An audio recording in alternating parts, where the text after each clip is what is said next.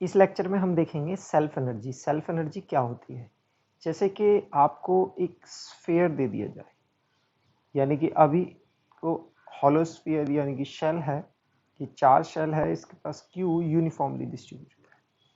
तो इस चार्ज को एक्यूमुलेट करने में, यानी कि इस कॉन्फ़िगरेशन में इसको अरेंज करने में हमें कितना एक्सटर्नल वर्क डन किया, यानी कि एक्सटर्नल एजेंट को कितना वर्क डन करना पड़ा, वो क्या होगी? वो इसकी सेल्फ एनर्जी होगी। यानी कि इसको बनाने में कितना वर्क डन करना पड़ा, that is the self energy.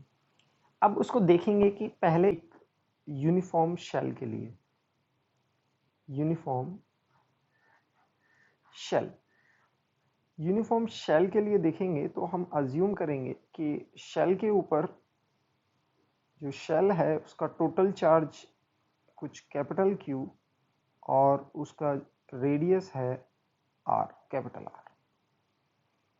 तो अब इसको बिल्ड करने में, यानी कि इसको अरेंज करने में हमें कितना वर्क डन करना होगा, उसको कैसे देखेंगे?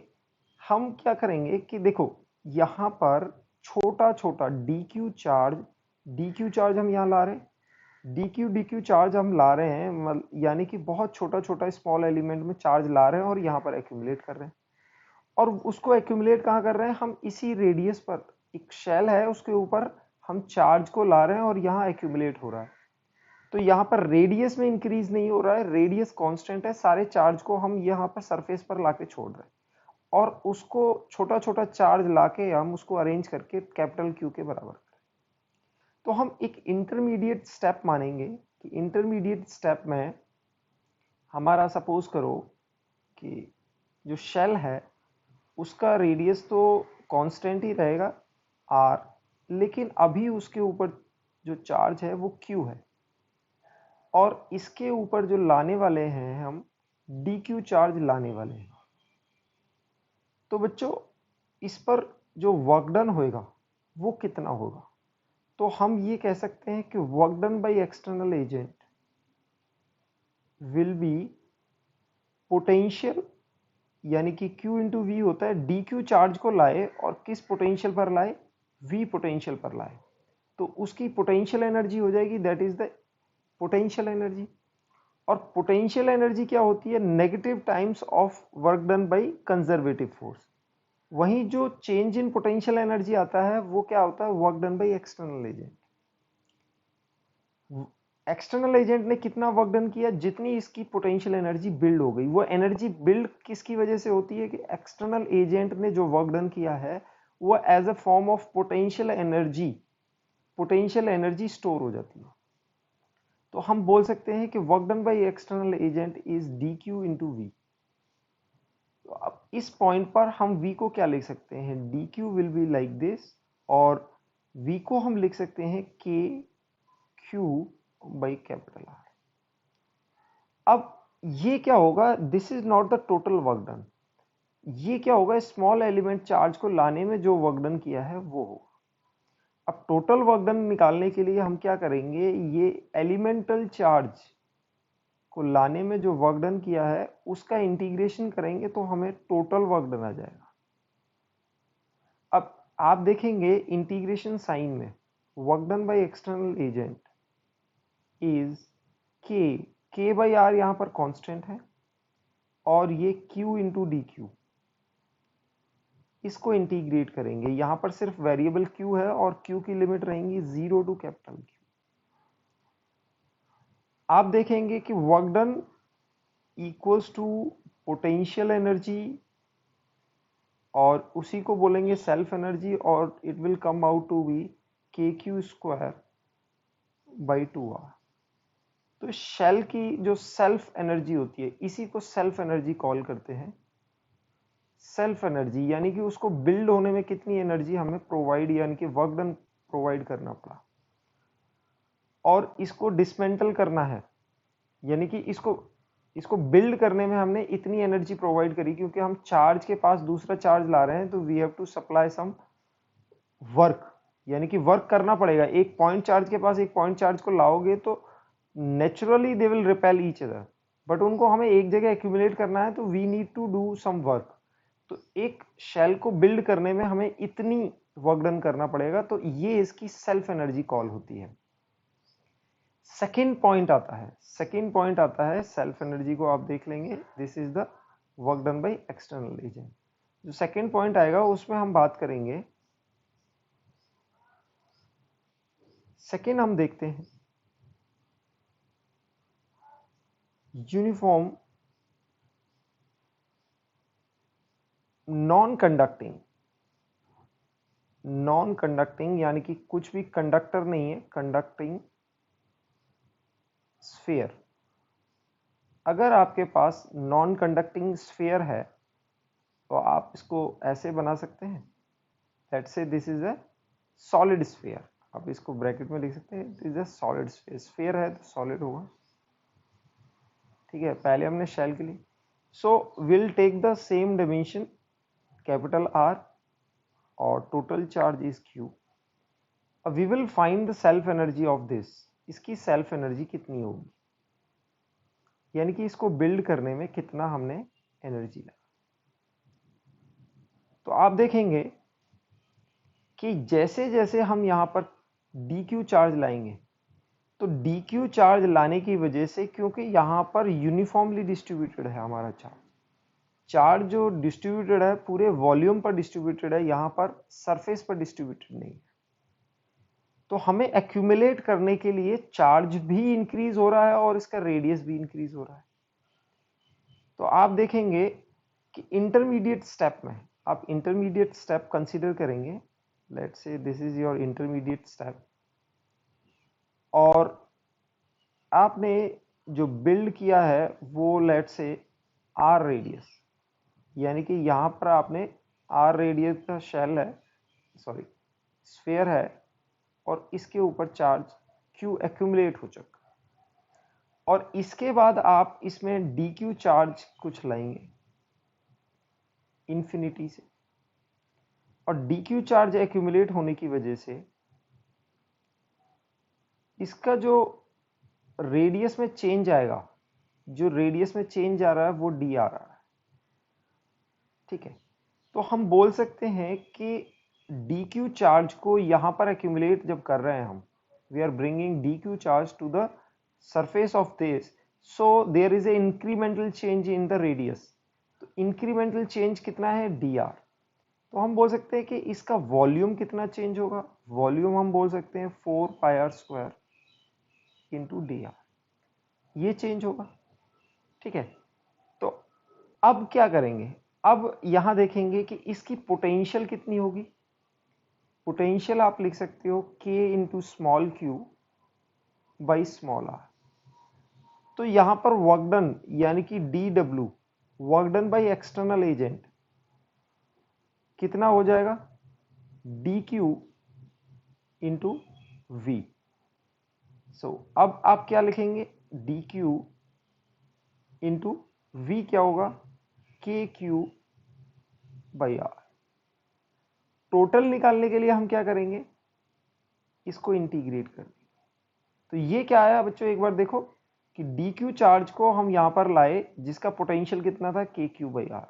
ऑलरेडी यहां पर q चार्ज है, तो हमने dq चार्ज लाके यहाँ एक्यूमुलेट कर रहे हैं, तो यहाँ पर क्या होता है कि चार्ज के साथ इसका रेडियस भी इंक्रीज हो रहा है, तो यहाँ पर ये elemental increase in the radius होगा। तो रेडियस इंक्रीज होते होते चार्ज एक्यूमुलेट होगा और ये कैपिटल R तक पहुंच जाएगा। इसको इंटीग्रेट करेंगे तो हमें टोटल वर्क डन मिल जाएगा। लेकिन बच्चों इस इंटीग्रेशन में आप देख सकते हैं Q भी वेरिएबल है और R भी वेरिएबल है, तो हमने किसी भी टाइप से हमने क्या होगा, Q को इन टर्म्स ऑफ R लिखना है।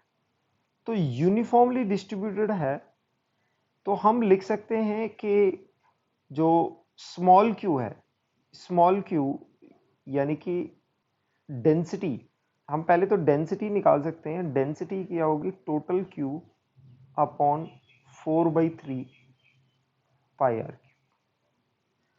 तो स्मॉल q की वैल्यू हम क्या निकाल सकते हैं, स्मॉल q की वैल्यू निकाल सकते हैं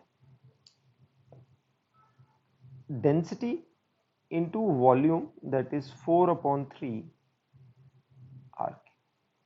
ये स्मॉल q क्या है कि इसके अंदर कितना चार्ज होगा, जबकि आपके पूरे आर रेडियस में यानी कि कैपिटल आर रेडियस में अगर चार्ज क्यू है तो स्मॉल आर रेडियस में चार्ज स्मॉल क्यू है। तो इसका रिलेशन ऐसे आएगा। अब डेंसिटी को आप रिप्लेस कर सकते हैं, तो क्यू की वैल्यू आपको मिल जाएगी Q upon 4 pi by 3 into R cube, और यहाँ पर आप 4 pi by 3 into R cube से मल्टीप्लाई कर देंगे तो आप देखेंगे कि ये 4 पाई बाई 3 कैंसिल हो जाएगा। तो आपके पास Q का और एक R का रिलेशन आ जाएगा। Q can be written as Q R cube over capital R। आप इस तरह लिख सकते हो। आप dq को कैसे लिख सकते हैं? dq को दो तरीके से लिख सकते हैं, या तो आप इसको डिफरेंशिएट कर सकते हैं या फिर आप लिख सकते हैं डेंसिटी इंटू। देखो दो तरीके से लिख सकते हैं। कैसे लिख सकते हैं? dq को या तो आप इसको डिफरेंशिएट करेंगे तो आपको dq मिल जाएगा। कितना मिलेगा देखो, क्योंकि यहां पर ये चीज दोनों कांस्टेंट है, ये दोनों कांस्टेंट हैं, तो आप इसको निकाल सकते हो q बाई आर क्यूब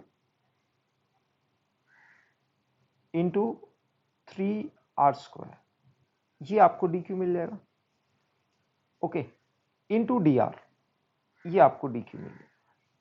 दूसरा तरीका dq को निकालने के लिए हम कह सकते हैं dq equals to density into dv, यानी कि जो वॉल्यूम में चेंज आया है, डेंसिटी इंटू वॉल्यूम, हमें चार्ज मिल जाएगा। ये चार्ज डेंसिटी है, ठीक है।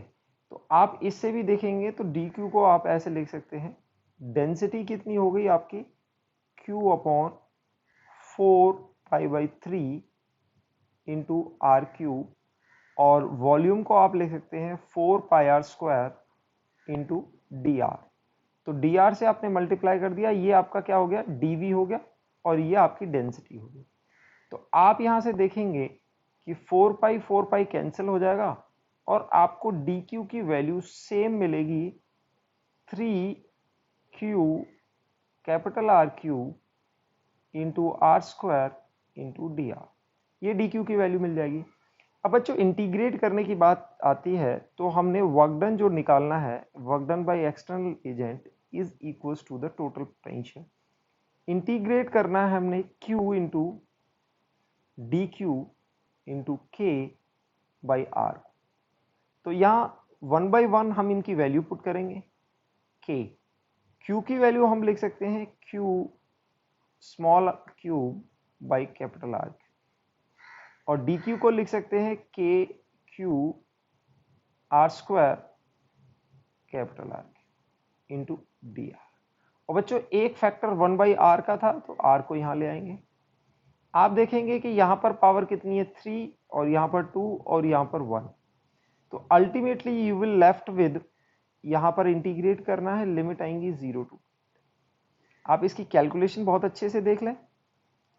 एक्सटर्नल एजेंट का वर्क डन होगा दैट इज इंटीग्रल, आप k को बाहर निकालेंगे, q को भी बाहर निकाल दिया। आप कैपिटल R की पावर देखेंगे तो कितनी हो जाएगी 6, तो ये कांस्टेंट हमने बाहर निकाल लिए। अब यहाँ पर स्मॉल r की पावर देखेंगे, this is 2 and 3 5 divide by 1, यानी कि 4 पावर होगी, यानी कि r की पावर 4 इंटू डी आर। इसको इंटीग्रेट करेंगे 0 टू कैपिटल R। तो बच्चों इसको इंटीग्रेट करते टाइम, और एक 3 का फैक्टर भी था हमारा, ये 3। अब ये मल्टीप्लाई करेंगे तो आपको 3k³ r की पावर 6, और इसको आप करेंगे तो r की पावर 5 माइनस 0, इंटीग्रेट करेंगे r की पावर 5 बाई, आप इसको इंटीग्रेट करेंगे, सो यू विल गेट r की पावर 5 डिवाइड बाई 5, लिमिट आएंगी 0 टू r। ये लिमिट आ गई बच्चों।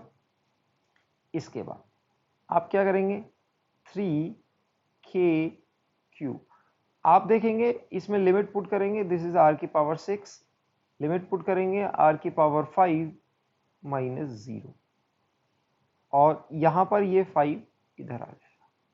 तो आपके पास फाइनली जो self energy, self potential energy या work done by external agent, आप इसको लिख सकते हो 3/5 k³ कैपिटल Q आप r के देखेंगे, ये r की पावर 6 है, ये r की पावर 5 है, तो यहां पर एक डिनोमिनेटर में एक r की पावर बचेगी, तो आपके पास ये सेल्फ एनर्जी आ जाएगी एक स्फीयर की। और हमने शेल की देखी, शेल की जो आती है वो आती है के, सॉरी यहां पर हमने क्यू, हाँ सॉरी क्यू, देखो हमने एक क्यू इधर था, क्यू इधर था, एक क्यू इधर था, तो यहां पर हमारा क्यू स्क्वायर होगा। बच्चों ध्यान रखें, यहां पर क्यू स्क्वायर होगा और एनर्जी के टर्म में क्यू स्क्वायर टर्म आना चाहिए, तो ये हमारी एनर्जी हो जाएगी Q square by R into 3/5। 3/5 को अगर आप देखें तो 0.6 के आसपास होती है, 0.6 ही होती है एग्जैक्टली। और शेल में हमने देखा था वो आ रही थी KQ² बाई R2, तो यानी कि 0.5 KQ² बाई आर। तो एनर्जी हमने कहा ज्यादा लगी, सॉलिड में अगर उसको चार्ज को एक्यूमुलेट करोगे तो आपको एनर्जी ज्यादा इनपुट करना पड़ेगा, यानी कि सेल्फ एनर्जी इसकी ज्यादा है रेदर देन शेल की। तो ये आपको याद रखना है, शेल की ये एनर्जी आएगी, सॉरी सॉलिड स्फीयर की ये एनर्जी आएगी और शेल की KQ² बाई 2R। तो ऐसे हम इनकी सेल्फ एनर्जी बोल सकते हैं। नेक्स्ट टॉपिक बच्चों इसमें यहाँ डिस्कस करेंगे हम इलेक्ट्रिक डाइपोल, यानी कि इलेक्ट्रिक डाइपोल की स्टडी करेंगे। इलेक्ट्रिक डाइपोल क्या होता है? Electric dipole is defined as a system of two equal and opposite charges separated by a small distance,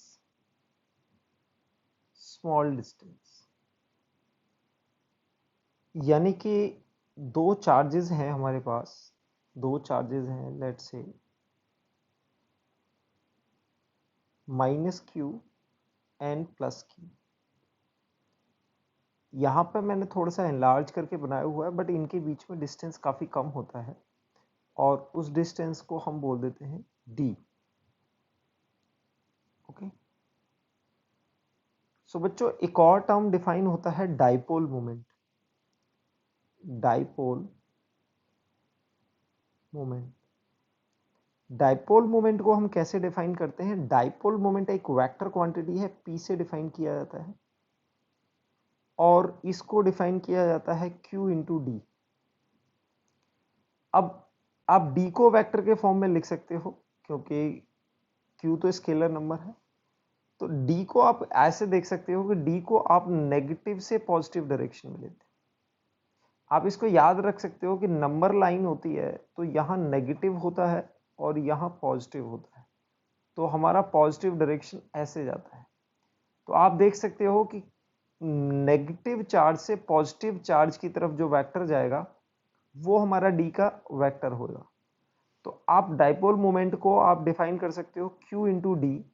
Q क्या है? Magnitude of one of the charge, जो भी इक्वल चार्जेस हैं, यहाँ डाइपोल जब बनेगा आपके दो चार्जेस होने चाहिए, they are opposite in sign but equal in magnitude and they are separated by a distance d, यानी कि d डिस्टेंस दोनों के बीच में है। तो डाइपोल मोमेंट को हम डिफाइन करेंगे p equals to q into D. अब नेक्स्ट देखते हैं हम electric field due to dipole, यानी कि electric field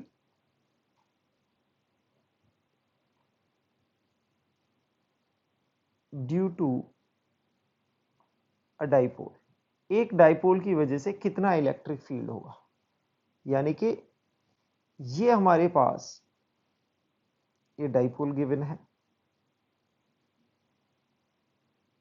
-q and +q, दोनों के बीच में डिस्टेंस कितना हो गया?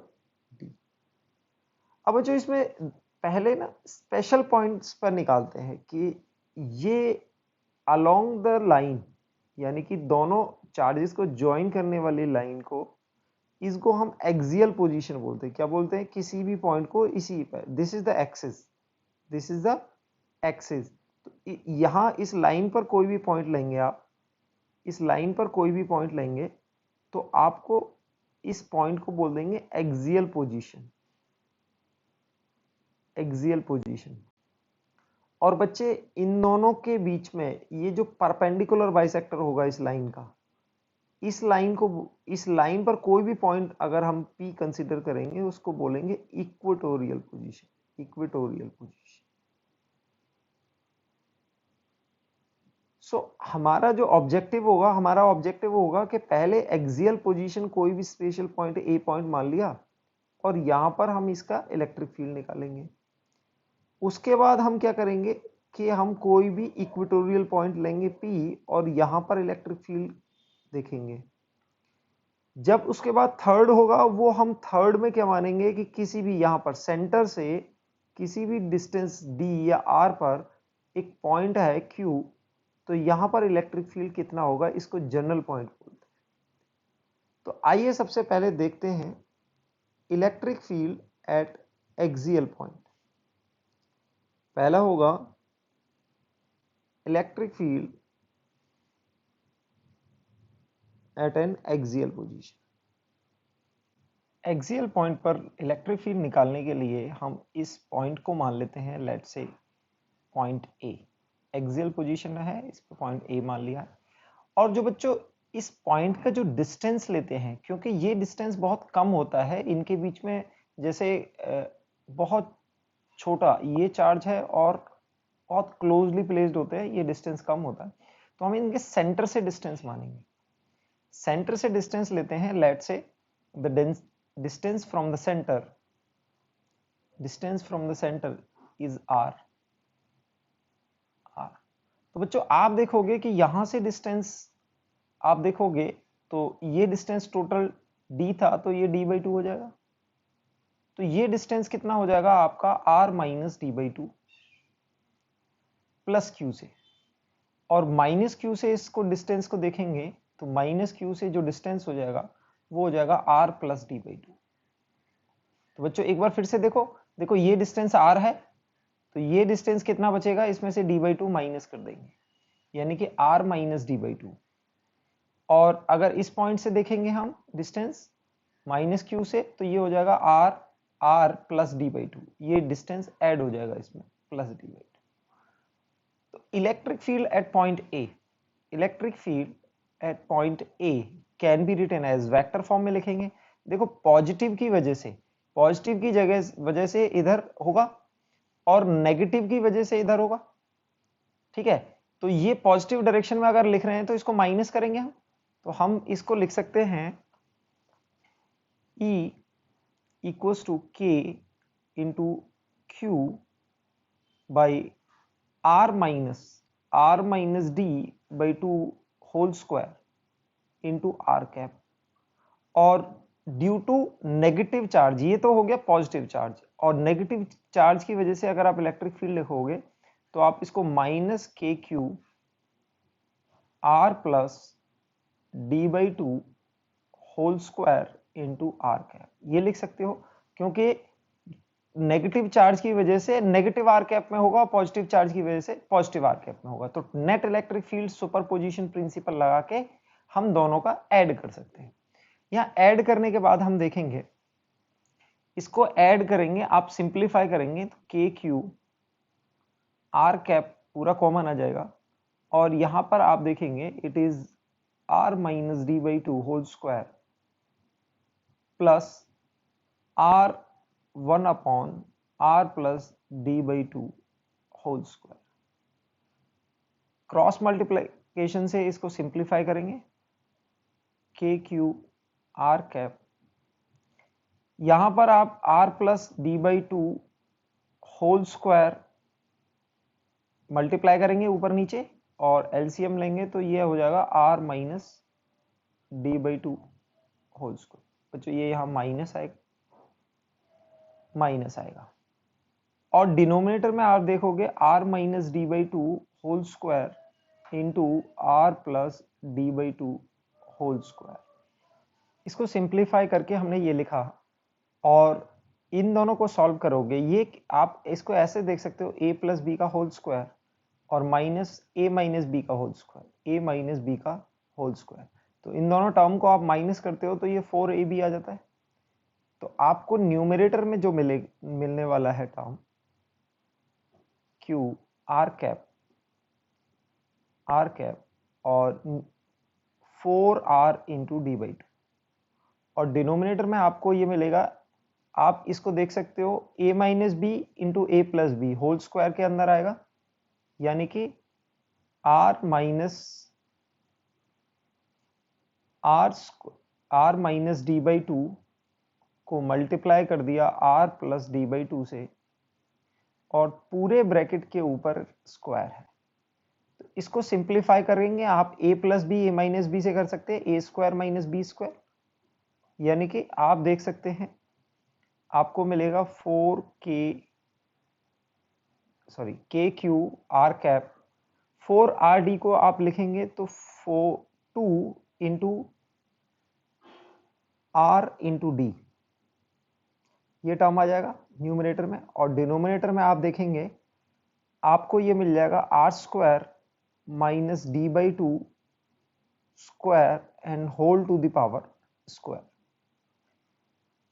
अब और फर्दर सिंप्लीफाई करते हुए आप इलेक्ट्रिक फील्ड को लिखेंगे तो ये आपको मिल जाएगा 2k q into D into R cap. तो आप बच्चों देखोगे आर कैप को हमने किस डायरेक्शन में लिया है, आर कैप को हमने इस डायरेक्शन में लिया है, इस डायरेक्शन में ये आर कैप हमने अंदर। तो आर कैप का डायरेक्शन और पी का डायरेक्शन सेम है, क्योंकि पी भी हमारे इस डायरेक्शन में होगा।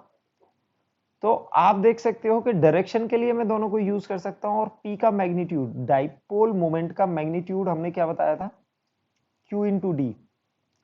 तो d इंटू आर कैप आपका क्या बन जाएगा, डी वेक्टर बन जाएगा, और ये p वेक्टर बन जाएगा, p vector equals to q into D. ये क्योंकि p वेक्टर और आर कैप का दोनों का डायरेक्शन सेम है, ये मैग्नीट्यूड है और ये p वेक्टर का डायरेक्शन है, तो अपने को ये मिल जाएगा। और डिनोमिनेटर में आप देखेंगे it will be like minus d/2 whole square to the power square, and d is much smaller than r, यानी कि हमने जो एक्सियल पॉइंट पर, एक्सियल पोजीशन पर जो पॉइंट कंसीडर किया है वो इस d के कंपैरिजन में काफी दूर है, यानी कि ये d इटसेल्फ बहुत स्मॉल था, तो हमने जो पॉइंट कंसीडर किया it is a far away with comparison to the distance between two charges. So आप इसको अप्रॉक्स कर देंगे, ये डिनोमिनेटर आपका क्या हो जाएगा r, ये ऑलमोस्ट इसके कंपैरिजन 0 कंसीडर कर लेंगे। ठीक है, आप या तो आप कॉमन ले सकते हो, E vector will be 2k, और ये पूरे टर्म को हम p वेक्टर लिख रहे हैं, ये हो जाएगा p वेक्टर। आप यहां से क्या करेंगे, r स्क्वायर को कॉमन ले लेंगे, r स्क्वायर को कॉमन लेंगे तो आपके पास ये r की पावर 4। अच्छा बच्चों, यहां पर एक r टर्म और था, हमारा r टर्म और था, तो एक r टर्म यहां आएगा, r की पावर 4 यहां से बाहर आएगी, और this is 1 minus d/2r whole square to the power 2। तो आप ये देखेंगे कि d/r क्या होगा, विल टेंड्स टू 0, क्योंकि आपका डिनोमिनेटर बहुत ज्यादा है। तो आप ई वेक्टर को finally you will write, r से एक r कैंसिल हो जाएगा, will come 2k p vector by r cube. तो इस टर्म में हमने वेक्टर फॉर्म में इलेक्ट्रिक फील्ड को निकाल लिया है।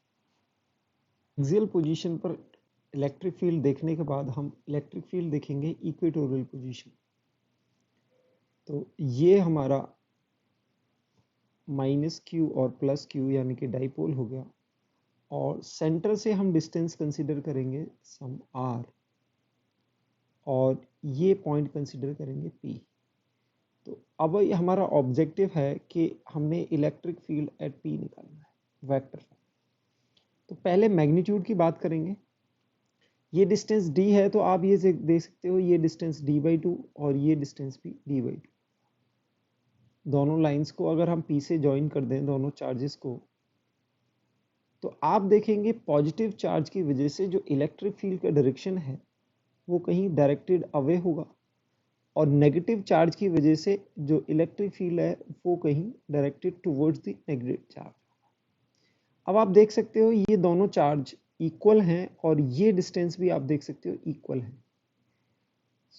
सो जो इलेक्ट्रिक फील्ड यहाँ पर आएगा ये कुछ ई होगा, सेम मैग्नीट्यूड यहाँ पर आएगा, इसको भी हम ई कॉल कर सकते हैं।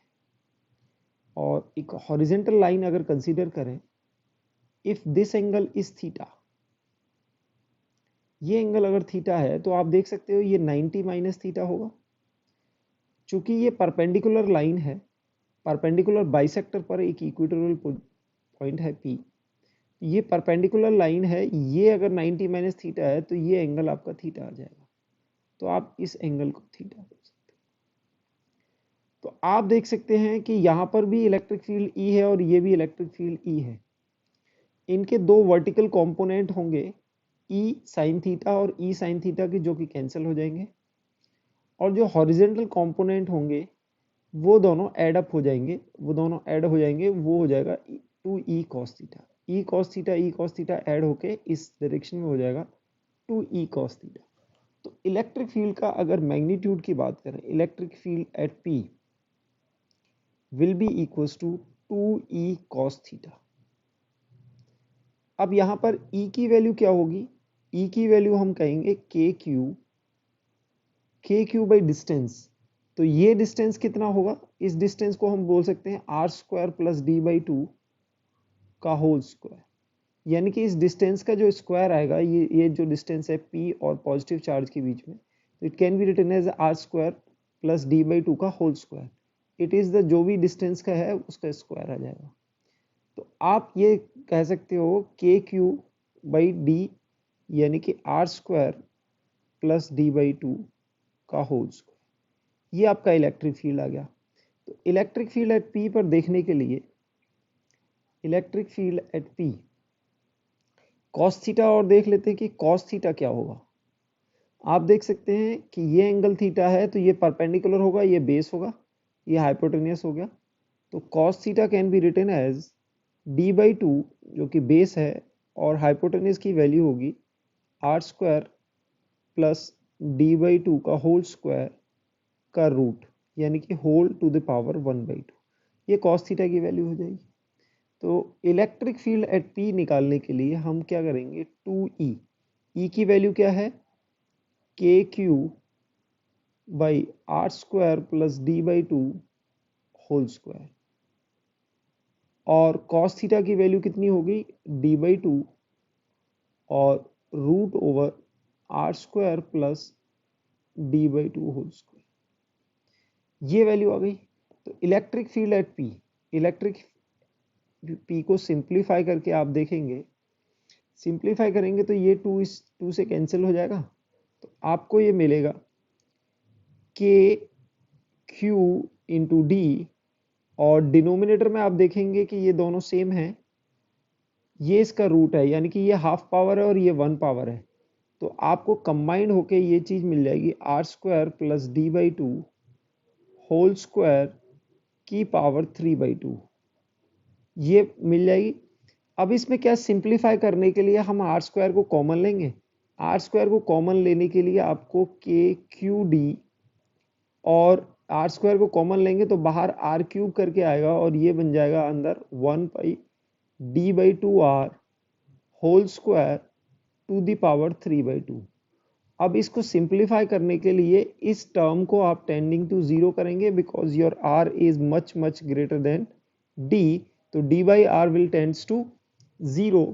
तो आपके पास जो टर्म आ जाएगा वो इलेक्ट्रिक फील्ड एट पी का मैग्नीट्यूड विल बी के, और क्यू डी को आप क्या लिख दोगे, पी के डाइपोल मोमेंट के टर्म्स में लिख दोगे अपॉन आर क्यू। अब बात आती है डायरेक्शन की, तो डायरेक्शन को आप देखेंगे कि डायरेक्शन आप देखेंगे ये इस डायरेक्शन में आ रहा है, ये इलेक्ट्रिक फील्ड टुवर्ड्स लेफ्ट, और जो पी वेक्टर है हमारा राइट वर्ड डायरेक्शन है। तो अगर हम ये कह सकते हैं कि P cap equals to minus E cap, यानी कि इलेक्ट्रिक फील्ड का डायरेक्शन ऑपोजिट ऑफ पी है, तो डायरेक्शन के लिए हम डायरेक्ट लिख सकते हैं electric field at P at the equatorial position is minus K, और डायरेक्शन को minus K P vector upon R cube. Minus क्यों लगाया? क्योंकि पी वेक्टर के ऑपोजिट डायरेक्शन है, तो यहाँ पर ये electric field at equatorial position भी आ गया है। इसके बाद हम देखते हैं जनरल पॉइंट। एक जनरल पॉइंट पर, जनरल पॉइंट कैसा है? Electric field at any point, okay, any point, यानी कि ये डाइपोल हो गया आपका, ये डाइपोल आप ले लेंगे, यानी कि ये माइनस क्यू चार्ज और ये प्लस क्यू चार्ज, और आप सेंटर से कोई भी डिस्टेंस लेंगे डी, सेंटर से डी डिस्टेंस नहीं आर डिस्टेंस ले लेते हैं, और ये जनरल पॉइंट आप पी मान लेते हैं। सो आप देख सकते हैं कि जो आपका डाइपोल है एक वेक्टर क्वांटिटी है। डाइपोल क्या है? एक वेक्टर क्वांटिटी है जिसका डायरेक्शन और मैग्नीट्यूड हमें पता है पी वेक्टर। पी वेक्टर ऐसे लिख सकते हैं, और ये पी वेक्टर से जो आपका आर वेक्टर एंगल बना रहा है, इसको हम जनरल पॉइंट लिख देते हैं थीटा पॉइंट। यानी कि ये पूरे स्पेस में कोई भी आर और थीटा, यानी कि 2D स्पेस में कोई भी आर और थीटा का पॉइंट हो सकता है। थीटा और आर वेरी करें तो हम किसी भी पॉइंट पर पहुंच सकते हैं। जैसे कि इस पॉइंट पर अगर पहुंचना है तो आपने आर को और थीटा को चेंज करना है। You can reach any point in this 2D space. So इस पॉइंट पर अगर हमने पॉइंट निकाल लिया तो एक जनरल पॉइंट पर होगा। तो बच्चों इसके लिए हम क्या करेंगे?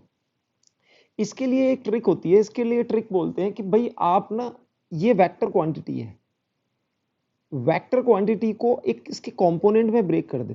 यानी कि इस वेक्टर को दो कंपोनेंट में ब्रेक करेंगे। और कंपोनेंट कैसे बनाएंगे? कंपोनेंट बनाएंगे हम, एक अलोंग बनाएंगे, एक अलोंग दी लाइन बनाएंगे, और एक परपेंडिकुलर टू द लाइन बनाएंगे। यानी कि हमारे पास इसके कंपोनेंट दो आ गए। इसको आप बोल सकते हो लेट से P1। P1 कितना हो जाएगा? P cos theta, P cos theta हो जाएगा। और इसको बोल सकते हो P2, और ये हो जाएगा P sin थीटा। फिर से एक बार देखो कि हमने ये जो हमारा P वेक्टर था, इसके दो कंपोनेंट लिए हैं। एक ये हो गया P cos थीटा और एक ये हो गया P sin थीटा।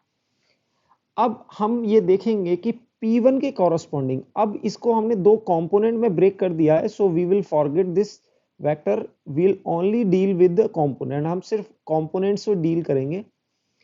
अब P1 यानी कि ये P cos थीटा के लिए ये पॉइंट कैसा होगा? एक्सियल पॉइंट होगा। और P sin थीटा यानी कि P2 के लिए ये कैसा पॉइंट होगा? इक्वेटोरियल पॉइंट होगा। तो हम P1 की वजह से अगर इलेक्ट्रिक फील्ड देखेंगे, P1 की वजह से इलेक्ट्रिक फील्ड कैसा आएगा? एक्सियल डायरेक्शन में आएगा, यानी कि E1, ओके, इस डायरेक्शन में आएगा। और ये अगर कोई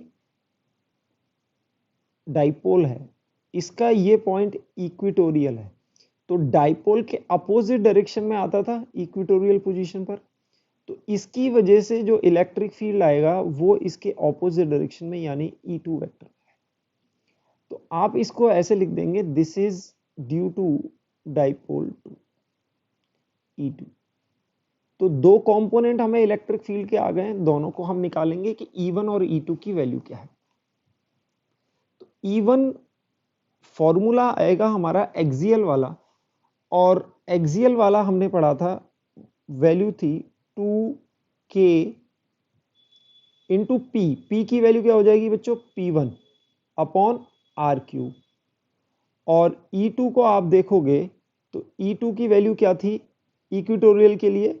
KP, P की जगह क्या आएगा?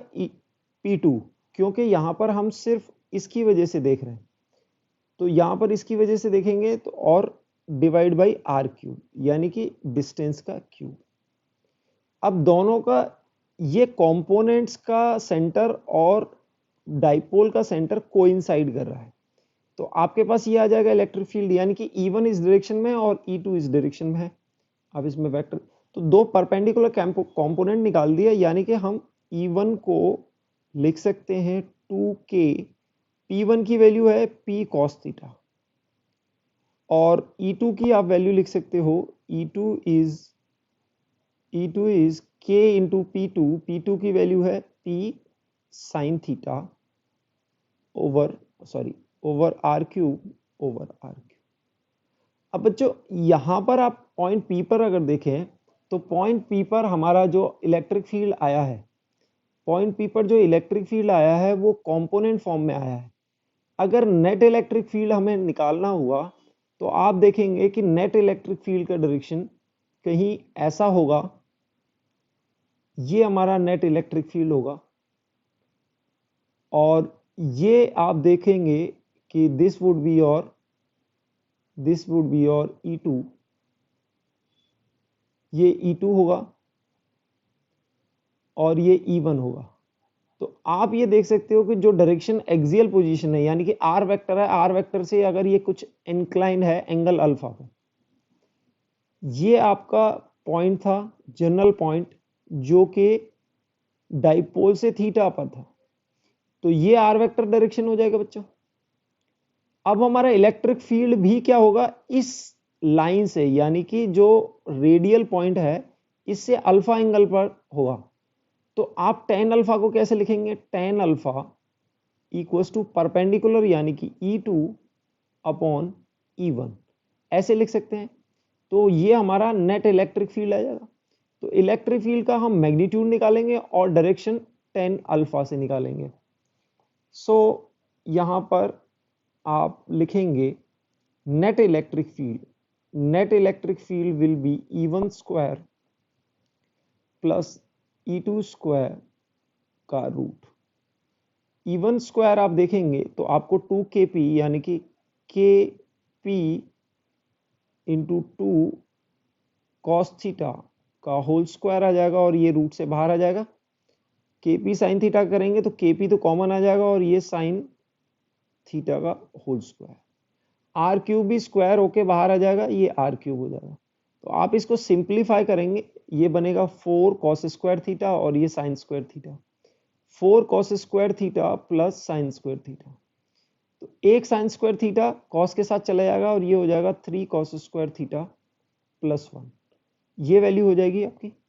तो नेट इलेक्ट्रिक फील्ड का जो मैग्नीट्यूड आएगा किसी भी जनरल पॉइंट पर यानी कि किसी भी पॉइंट आर एंड थीटा पर, पी पॉइंट कहां पर है, आर और थीटा पर, तो electric field, net electric field at any point R and theta is given by kp, this is the magnitude, 3 cos square theta plus 1 root, ये magnitude होगा। This is the function of, ये are का और theta का function है।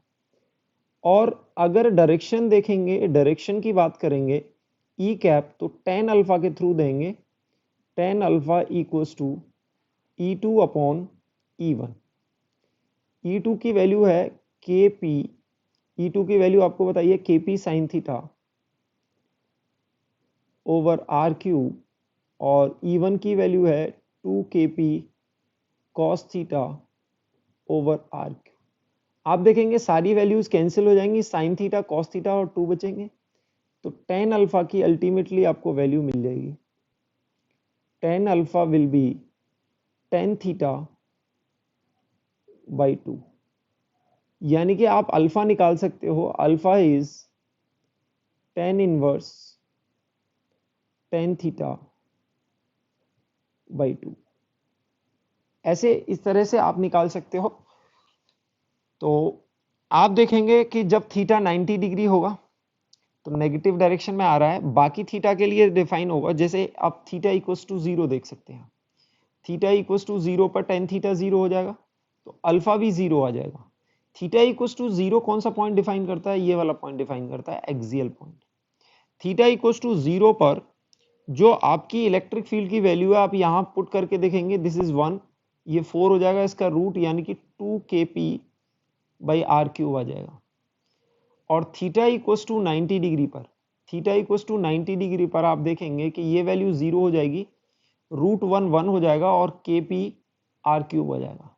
यानी कि ये फॉर्मूला आपको किसी भी थीटा, यानी कि it can give you the axial point electric field, can give you the equatorial point electric field, किसी भी पॉइंट का आपको दे सकता है। और आपको डायरेक्शन अलग से देखना पड़ेगा, यानी कि हमारे इलेक्ट्रिक फील्ड का डायरेक्शन क्या होगा कि अगर आपका ये वेक्टर है,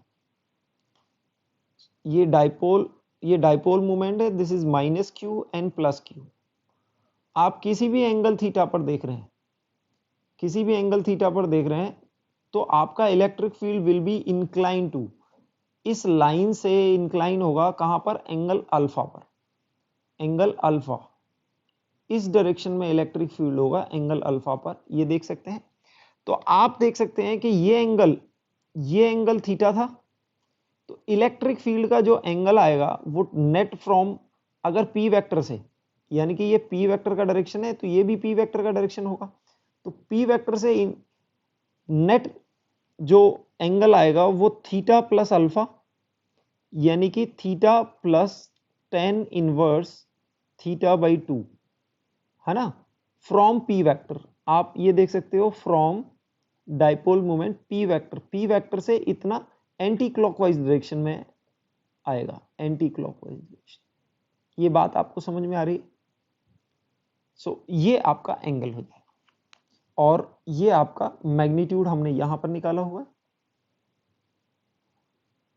ये मैग्नीट्यूड मिल गया और ये हमें डायरेक्शन मिल गया। इलेक्ट्रिक फील्ड देखने के बाद हम देखेंगे कि किसी भी जनरल पॉइंट पर डाइपोल की वजह से पोटेंशियल क्या होगा। तो हम एक जनरल डाइपोल कंसीडर करेंगे प्लस क्यू और माइनस क्यू के साथ, और दोनों के बीच में जो डिस्टेंस होएगा वो डी होगा, और dipole moment P equals to Q D. तो एक जनरल पॉइंट कंसीडर कर लेते हैं, किसी भी एंगल थीटा पर ये पॉइंट पी हो गया which is at a distance R. अब इसको क्या करेंगे, आप ज्वाइन कर देंगे, दिस इज पॉइंट पी, और इसको पॉजिटिव चार्ज से और नेगेटिव चार्ज से ज्वाइन कर देंगे। अब हमने ये कंसीडर करना है कि r is much greater then d, यानी कि ये डिस्टेंस से बहुत ज़्यादा है, यानी कि ये बहुत बड़ा डिस्टेंस है और ये डिस्टेंस बहुत छोटा है। यानी कि आप ऐसे देख सकते हैं, ये छोटा है और एक बहुत दूर एक पॉइंट है, तो ये जो लाइन बनेंगी ये ऑलमोस्ट पैरेलल लाइंस होंगी। तो आप देखेंगे ऑलमोस्ट पैरेलल लाइंस होंगी, तो ये r distance is much larger. तो इसको निकालने के लिए हम क्या करते हैं कि यहाँ से एक परपेंडिकुलर डालेंगे, तो this will be equals to almost equals to this, और एक लाइन यहाँ से डालेंगे, this is equals to this.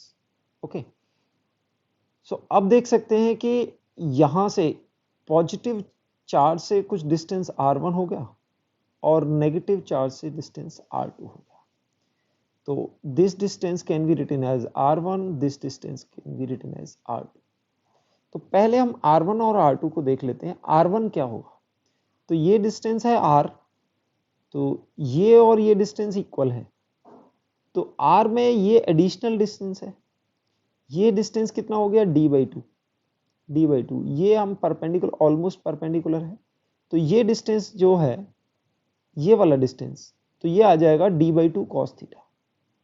तो इस पूरे डिस्टेंस को हम लिख सकते हैं r माइनस, यानी कि इस पूरे डिस्टेंस में से अगर ये d/2 cos थीटा हटा दें तो ये वाला डिस्टेंस बचेगा अपने पास, और ये डिस्टेंस ही r1 के बराबर है।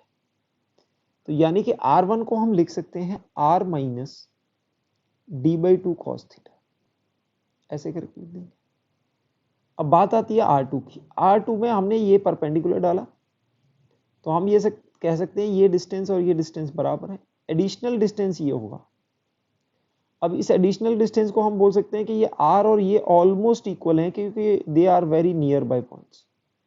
तो this angle is also theta और दिस इज d/2, तो अगेन ये डिस्टेंस d/2 cos थीटा हो जाएगा, और ये डिस्टेंस r है, तो r2 का डिस्टेंस जो अपने पास आ जाएगा, r2 का डिस्टेंस क्या होगा, r plus d/2 cos theta, ये डिस्टेंस आ गया बच्चों।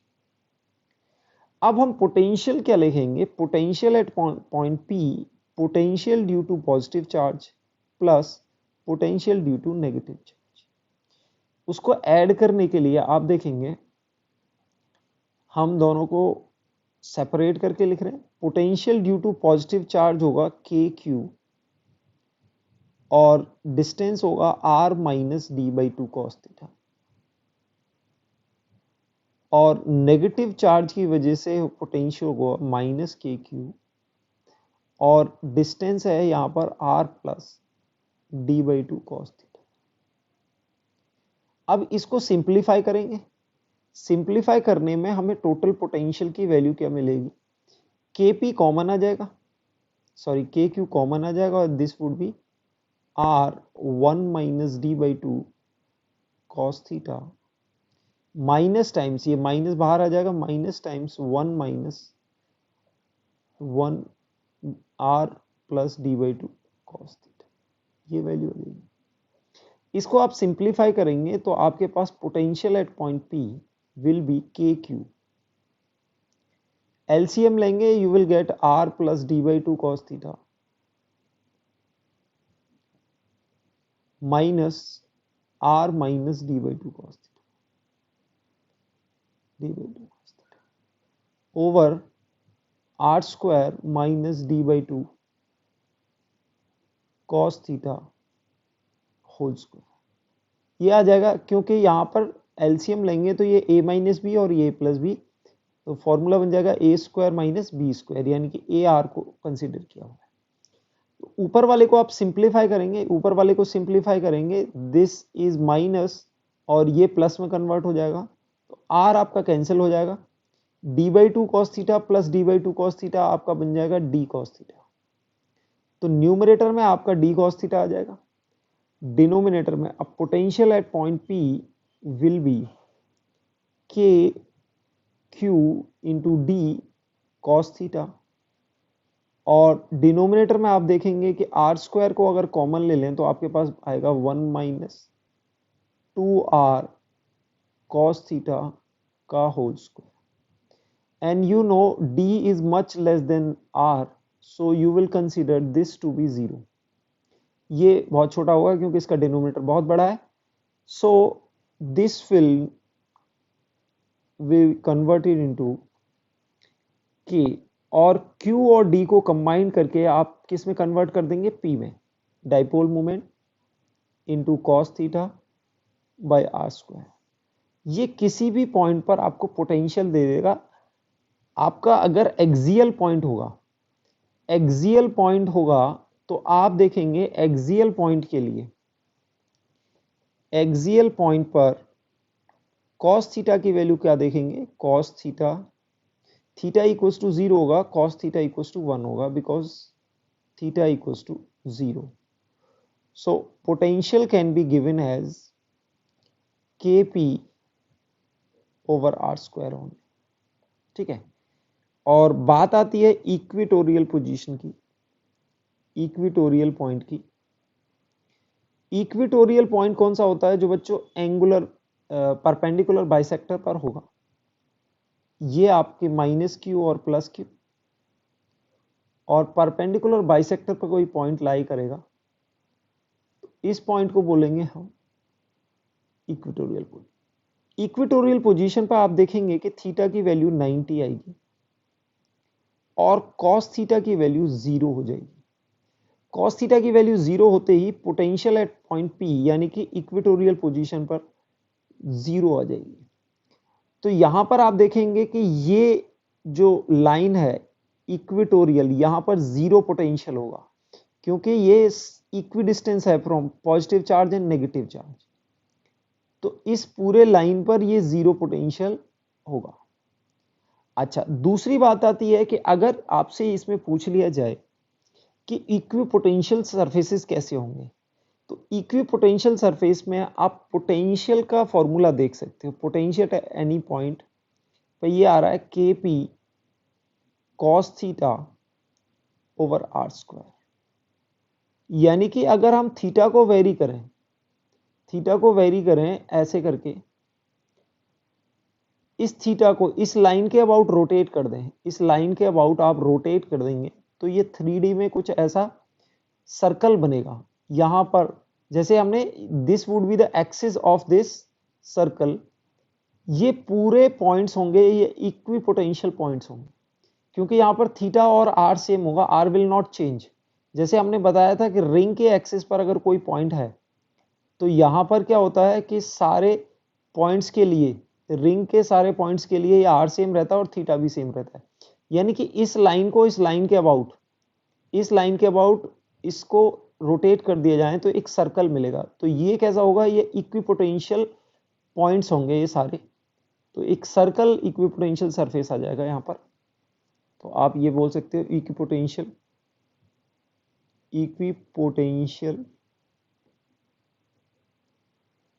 Points will be a circle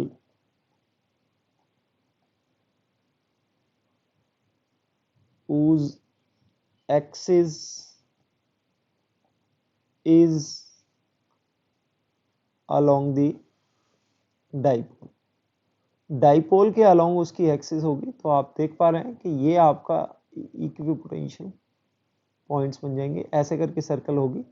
तो आप हर पॉइंट पर देखेंगे आर की डिस्टेंस सेम रहेगा और this would be the axis, ये यानी कि इसके सेंटर से पास होगा। इस तरह से आपके इक्विपोटेंशियल पॉइंट्स मिलेंगे।